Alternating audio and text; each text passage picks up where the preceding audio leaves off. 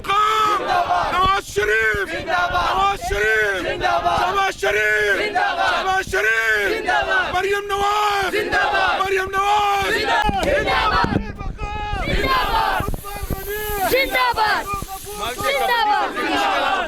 السلام علیکم کتونکو د وخت کې تیمارګره کې موجود یم او څنګه چې تاسو ته پته چې څو ورځې مخکې دلته چې د تحصیل کابل صدر عبدالغفور او سابقه کونسلر چې تحصیل کونسلر عثمان غنی هغه گرفتاری شوی و نن چې هغه دلته چې ضمانت منظور شوی مسلم لیگ نون چې څومره کارکونان دی په ګډ شمیر دلته راغلي دي او دغه استقبال ته ولاړو استقبال یو کو دوري عاشي دي سره خبرې کو ډیر مننه راخلا کولو مختصره ته دا وایي چې څنګه تاسو گرفتاری شوی او مسلم لیګانو د الزام لګول چې یاره دا چې دوی لا پته نو دا څنګه مخې ته اعوذ بالله من الشیطان الرجیم بسم الله الرحمن الرحیم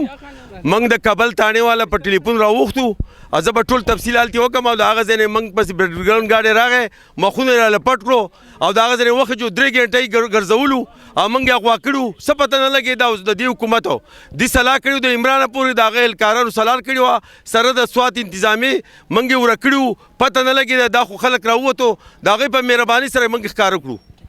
ډیره مننه عثمان غنی صاحب دا ورته وایي چې دوه ورځې مسلسل احتجاج شو د کابل بازار بند شو څنګه واقع ستاسو مخې ته بسم الله الرحمن الرحیم ټول ناول خدای الله پاک شکریا ده کو تعز من تشاء او تذل من تشاء او بيدیک الخير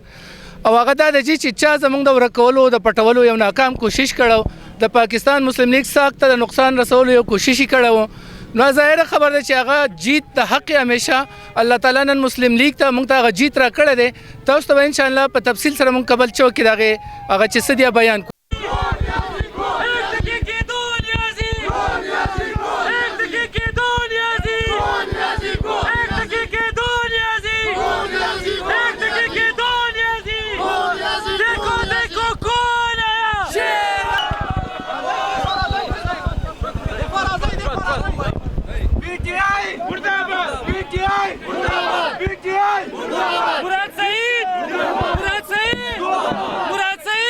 انجنير امير مقام انجنير امير مقام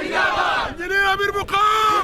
نواز شريف نواز شريف شهباز شريف شهباز شريف